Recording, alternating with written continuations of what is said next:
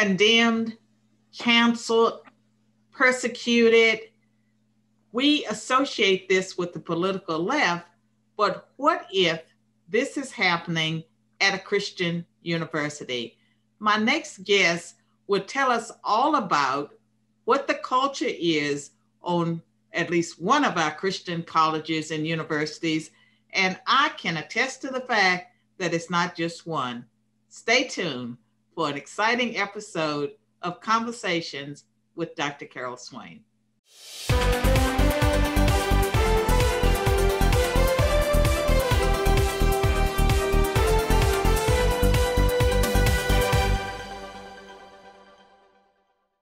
Welcome to another episode of Conversations. This is the show where we talk about anything and everything. My guest today is Dr. Christina Crenshaw. She's a professor at Baylor University, and you won't believe what has happened to her. Help me to welcome Christina to Conversations. Hi, Dr. Swain. How are you doing? I'm doing great. Christina, I feel my heart goes out to you because I was on a college campus, as you know, I taught for almost 30 years. And I want you to tell our viewers a little bit about what has happened on Baylor University campus to you.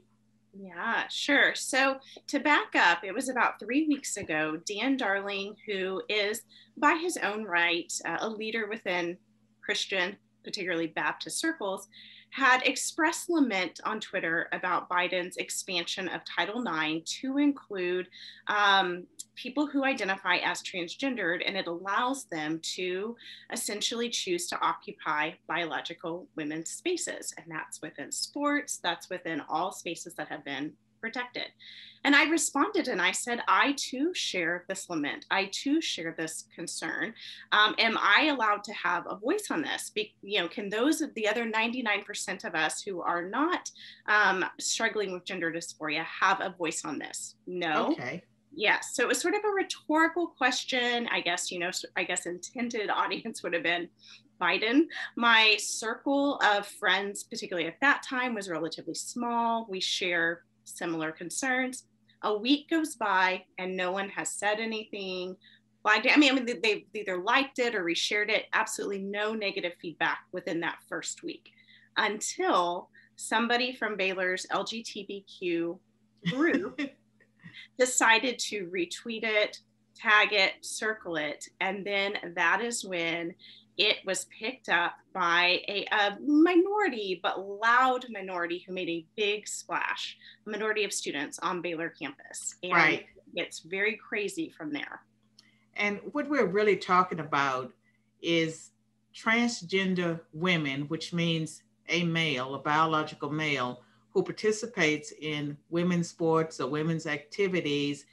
And because men are built differently than women, they have different hormones, it really isn't a fair competition.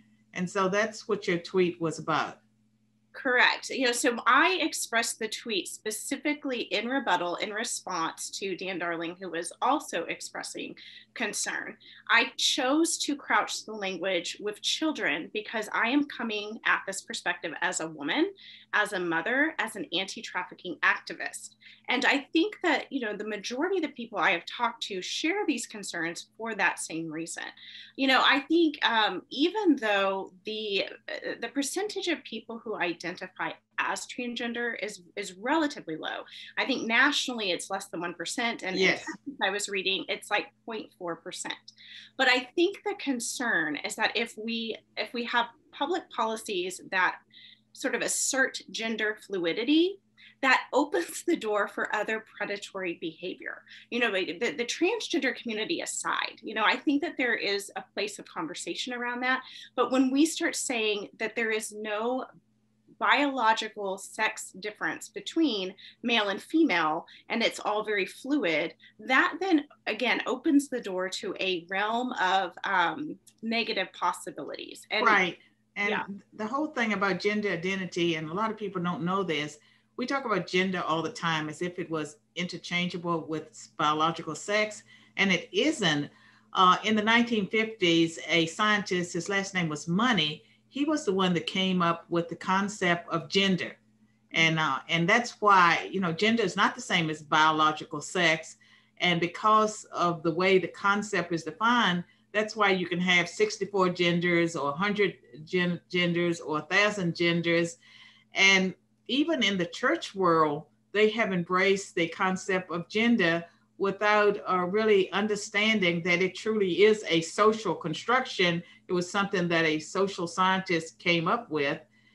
In this particular case, Dr. Money was a sexologist, but he was very much involved with studying gender dysphoria and abnormal sexual behavior. And I can tell you that when I was in college, back in the 80s, I took a course on deviant behavior in sociology. That course could not be taught today. There are no deviant behaviors except being a heterosexual. Correct. And I would say too, I use the correct terminology. Gender dysphoria is the DSM-5 mental health term for this, right? So, I, of course, had no way to foresee that this tweet would be the tweet shot around the evangelical world that week. I had no idea that this would create a firestorm.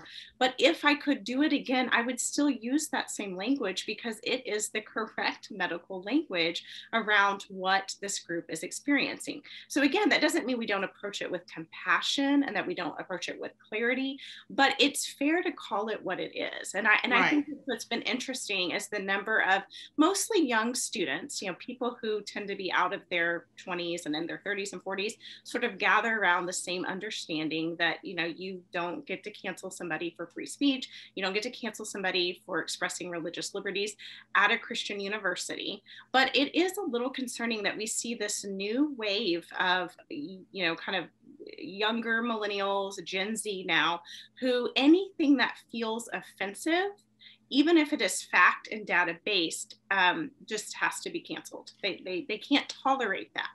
Now, Christina, what you said was really grounded in science.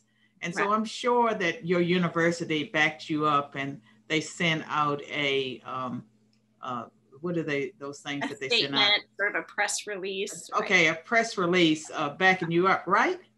They did. So to kind of back up, a week goes by after I, respond and retweet this. I was being sarcastic. They really did. Well, yes and no. So officially Baylor has sided with me, but that was only after the student paper ran a slanderous story and the headline was Dr. Crenshaw tweets transphobic message.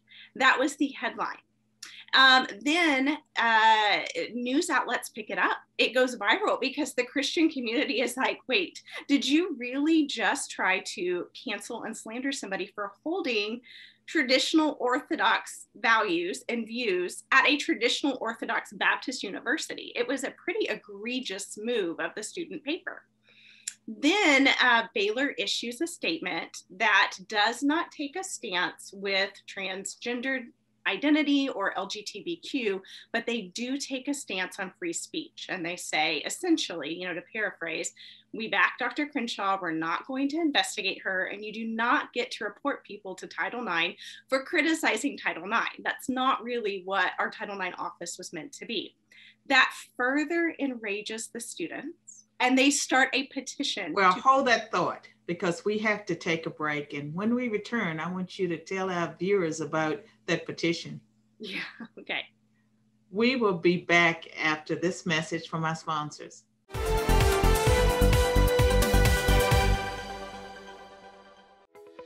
Conversations with Dr. Carol Swain is made possible by Cooper Steel, a family-owned business that provides the steel fabrications for some of the greatest buildings across the United States.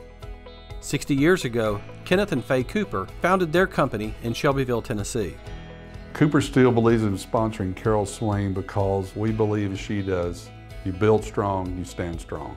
What started as a vision and now a nationally recognized and operated company that remains true to its founders' Judeo-Christian values and principles.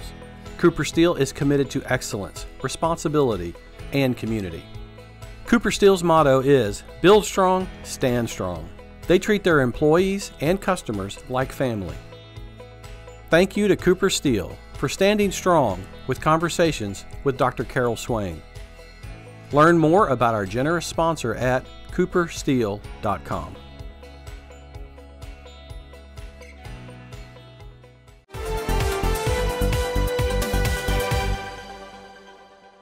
I'm back with my guest, Dr. Christina Crenshaw. She's a professor at Baylor University who is in the process of being canceled. And Christina, you were talking about the petition that students started when we went to break. Yes. So it's interesting and sad, and we can unpack this as well, but it is coming out of the Baylor School of Social Work. And I know that because they put their name on it. You know, they said, like, kind of like on behalf of the Baylor School of Social Work, this is a petition to get Dr. Crenshaw fired for her transphobic hate speech. Wait a minute.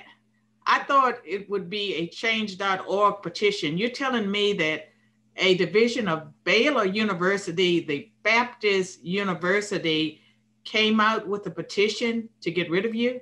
To clarify, it is a change.org petition, but when you look at who started this, they put the students. So really it's on Baylor School of Social Work to address this, because their students within that major started a petition and they put Baylor School of Social Work's name on it. Well, I can tell you that I know from personal experience that it is the left-wing professors and activists on campus, and they put the students out front, but they are behind all of these activities. So I can attest to what you're saying. I can relate to it. Yeah, and my PhD is within the School of Education. So I too have studied these theories, critical theory, all of these thoughts. I even taught for a number of years social issues in education. I think the difference is, though, Dr. Swain, I was always balancing that with a Christian worldview and theology. So we would read, Kimberly Crenshaw, we would read, Paulo Freire, we would read Peggy McIntosh, we would read all of these sort of liberal progressive theories, and then I would always bring it back. But what does the gospel say? Or let's look at what Timothy Keller says about doing justice. Let's look at some people who are rooted in the gospel. So trying to bring a balance. I cannot say that I have seen that over the years coming out of this particular place on campus. Well, let me ask you this, Christina, and you can call me Carol. You don't have to do Dr. Swain. Okay. But did you lean more towards, left on these issues? No, I have always leaned right, honestly. And I have to say, it has been a fight within my soul to not go far, far right. Because after something like this happens to you, what I want to do in my spirit, my sort of flesh reaction is to cancel back. And so I have had to constantly come back to, okay, just remember, these are college students who have not been well-versed, who have not received a robust, well-rounded education on this. They are only being indoctrinated into a progressive narrative. And this is really dangerous. We talk about having safe spaces on campus, or what's dangerous. What I would say is concerning is on a Christian campus, only listening to progressive narratives that don't bring it back to 2,000 years of theology and thousands of years beyond that of biology. So that is what is concerning for me. I have always leaned more right, center right, and more so than ever after this. But what I'm saying is, I don't know that that is true of all of my colleagues. And I definitely don't see that coming out of this particular place on campus. Well, I can tell you, Christina, from my own observations and experience, the Southern Baptist Convention, and it's over top of the Baptist churches. They belong to this organization. It has increasingly, been taken over by people who lean more towards critical theory, whether it's critical gender theory or critical race theory. There are social justice warriors in the tent. The camel's nose is not just under the tent. He has half his body inside. Right. And I have loosely been following sort of the controversy, if you will, around the Southern Baptist Convention and the ERLC, and then critical race theory, particularly since I've been inundated with this. I haven't had as much time to keep up, but I've been watching, I've been listening. And I am of the mind, Carol, let's find some things within these theories that match up with theology, and let's reject the rest, right? I refuse to wholesale accept any postmodern narrative, period. But I particularly will not accept it if it negates theology. If we have a biblical precedence for how to do justice, how to love the poor and marginalized, how to love our neighbor, how to bring light to the darkness, then I don't really need a theory invented 20, 30 years ago to tell me how to do that, particularly when it's antithetical to what scripture's saying to be true. And so again, I don't think the majority of my colleagues share that perspective, and that it's concerning to me, enlightening and concerning. What bothers me is that the church tries so much to blend into the world. Mm-hmm. And I just finished a manuscript that will be published as a book by this summer, Countercultural Living, what Jesus has to say about life, marriage, race and ethnicity, gender identities, and materialism. And I think that a lot of people forget that the Bible has a position on these issues, and you're either countercultural, living in ancient Babylon and trying to stay true to God, or you're part of the culture that strayed away from God. Right. Yes, I would say that I've seen that to be true as well. And again, I have fought really hard over the years. I've been in education for almost 20 years now. I taught as a high school English teacher, and then I've been in higher education, the last almost 15 years. And yes, so I have encountered, I have wrestled through, I've had to reconcile a lot of progressive narratives that don't really align with what the Bible says to be true. And I've just learned to sift, to say, okay, here is where I see a heart for the marginalized, and I can get behind that. But on the other hand, here's where I see you are trying to blend biological sex to no longer be a binary, right? And I cannot get behind that, not biologically and not theologically. So I would say there needs to be, to your point, more voices rising up to say, hey, we're not just going to negate what we know to be true, big T truths, little T truths, just because there's a postmodern theory that is challenging what we have long said to be reality, right? So I commend you for that book, because I think those voices are needed. Well, the other thing, I think that you really find out who your friends are when you are being persecuted. Mm-hmm. And what I discovered was that there were some people that I thought I could count on. No, they wanted to be accepted, by the larger culture. And then there were people that I didn't know supported me. They were kind of underground, they were not even in my department, but those people were the ones that, rallied around me, privately through their emails, that type of thing. And so, there are people out there, some of them are undercover Christians, but it's very unfortunate that we get let down. When we return from our break, I'd like for you to give some advice, to people that may encounter a situation like yours if they have not already done so.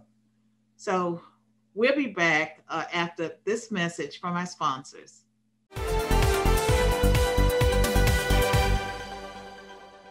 Dr. Carol Swain's Be the People, a call to reclaim America's faith and promise, newly released in paperback and audio with a new introduction, is a challenge to all Americans. If you are serious about being the best citizen you can be, this is the book for you. From addressing moral relativism to reclaiming the future, you'll understand why Dr. Swain is one of the most relevant voices in today's culture war. Are you ready to reclaim America's faith and promise? Purchase at bethepeoplenews.com/books or wherever books are sold. The Biden administration's executive order on immigration brings to the forefront one of the most volatile issues of our time. In this timely second edition of Debating Immigration, I join my voice to that of other experts to provide you with facts and information that will help you understand what is at stake for our nation. This edition offers 21 original essays that cover race, religion, economics, human smuggling, and civil rights. Purchase at bethepeoplenews.com/books or wherever books are sold.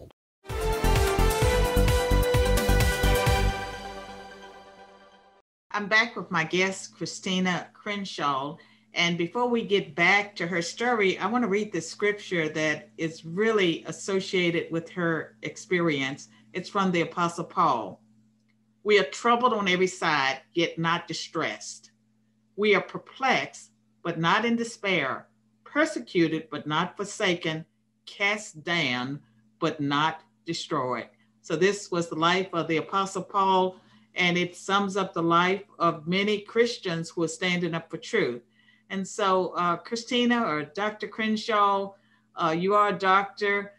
What advice do you have for the viewers, parents out there that are listening, and pastors and various people that do care about our culture and the Christian community? Yeah, thank you. Thank you, Dr. Swain. So I would say after experiencing this, here is what has been most helpful. Do not let people who are being canceled take these arrows alone. I have felt so loved by the Christian community. Not necessarily always within Baylor, but yes, behind the scenes, I have had a number of faculty members email me, sort of circle the wagon, so to speak. I have had a few people even in administration. I can't say that I've had top administration reach out to me, but people who are, within top, leadership at Baylor reach out. And the churches here in town have circled their wagons around me. So I think that when you see somebody being unfairly maligned, when you see somebody who is being persecuted for standing up for things that we know to be true, what helps is if you stand with them. And I know that that can be really scary for some, because cancel culture shows us that we have a lot to lose. And cancel culture is very powerful. But what's even more powerful is when a voice of people who agree with you stand with you and say, we're not going to let you bully someone. We're not going to let you force them to acquiesce to a narrative with which they cannot agree. And we stand with her. And that sort of makes those loud voices subside. When they realize that there are people in your corner, that they're not bullying somebody who is isolated and in a silo, when they see that there's actually a community rallying around them, that feels more intimidating for the bully. And so that has been my experience. When you see somebody who is being, just unfairly labeled in the public square, unfairly, represented, gather a group of people, and it needs to come from top down, so to speak, grab some like-minded friends, but reach out to people who have a voice and are willing to use that on your behalf. That's a very powerful sentiment there. I agree. And unfortunately, there are not many top administrators like presidents of universities and provosts that stand up for people who are being persecuted. And you also, like in my own experience, I have had some support from people who were secular humanists. They were on the side of the left, but they believed in free speech. And so when it comes to transgender sports, and whether or not, biological males should compete with women, there are a lot of feminists, left-leaning women that have spoken up, and they've taken their own blows, but they have spoken truth. And the science is actually on behalf of the truth speakers. Yes, it is interesting. I was on a podcast the other day, and the host said, these postmodern narratives have created some really interesting bedfellows. And we went on to talk about how, you're right. Like, we didn't normally say these, humanist, secularist, sort of scientific perspective biologists would normally partner with people who are more faith-based. But what we're seeing is this is an attack on truth. Right? There's not a lot of scientific evidence behind this movement. And people who are very data-driven, science-driven, truth-driven are saying this is not okay. Right. We can't get on board with a theory either when its praxis is not rooted in things that are fact-based. And what we really have here, I think, is a problem of people who are leaning into decisions based on feelings rather than facts. And, we never want to negate feelings. That's important. Let's bring that into conversation. But when we make policies, we have to make sure that there's logic and data and actually some evidence behind the things that we are saying. Otherwise, this becomes a very relative world very quickly. And so again, I think to your original question, that is why it takes a group, a a troop of people who rally and say, we're not going to stand for this. We're not going to tolerate this. We still love you, but we are allowed to disagree. We are allowed to be concerned. Well, part of what's happening is an attack on our Judeo-Christian values and principles, on our Constitution, on our Declaration of Independence. And, you know, you may think, okay, it's about feelings in this particular group. It's not about that. Really, it's the cultural Marxists, and they want to destroy everything that's traditional. And they're actually using the transgender population. And that is a population where some medical doctors have said that people suffer from a condition that's actually treatable, especially for young children. But we are in a culture where it's being pushed in the public schools. And so little boys and little girls are being asked to question whether or not they're really biological boys or girls. And there are some young girls that are being sort of pushed into saying that they're transgender and wanting to have sex change operations. These are the consequences of the culture that we're living in. Yes, I would agree with you. And it's disheartening. It's concerning. I think I was reading that 70 to 80% of children who sort of wrestle through gender dysphoria grow out of it by the age of 16, 18. And so, you know, we are asking children. I mean, I have small children, a 7 and 9-year-old, and I do not even let them choose what they have for breakfast because they would choose ice cream every day.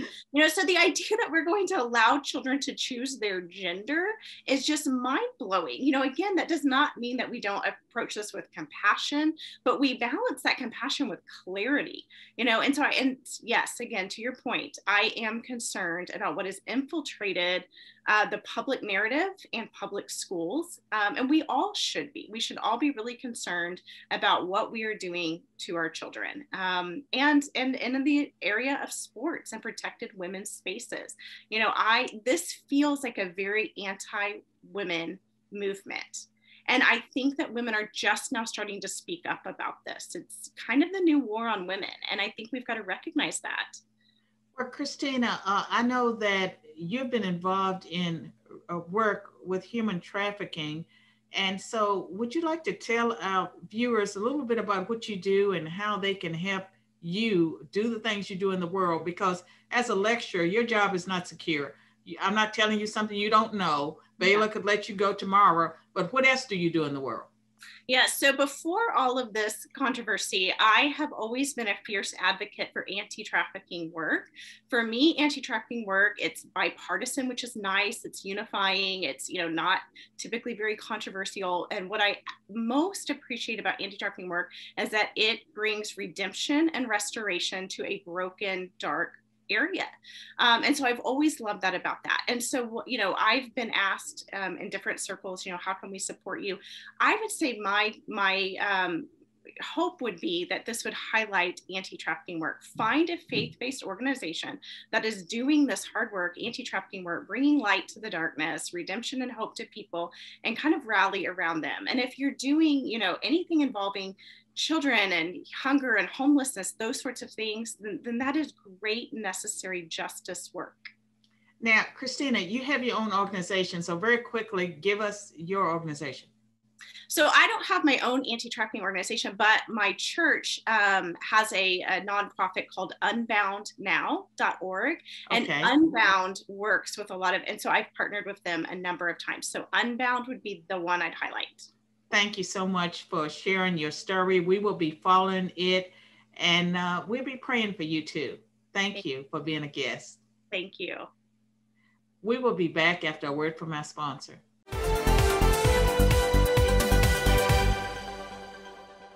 For those of you who would like to know what exactly our children are facing in their education system, this is a must-read book. It will equip you and prepare you to make decisions about your child's health, about your child's education. So I want to encourage every one of you to grab a copy of Dr. Swain's book and join with me and Carol on the front lines in this critical time to eradicate the liberal abduction of our children.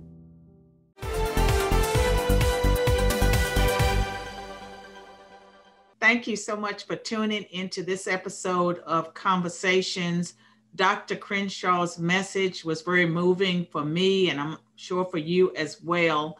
We need to make sure that our Christian colleges and universities reflect the principles of the gospel.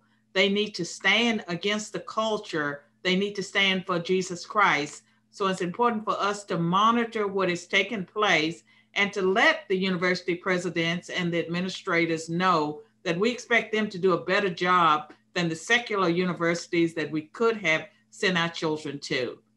Please be sure to tune in next week to the next episode of Conversations. We will be talking with some other guests that are on the cutting edge of fighting for our society and fighting for America.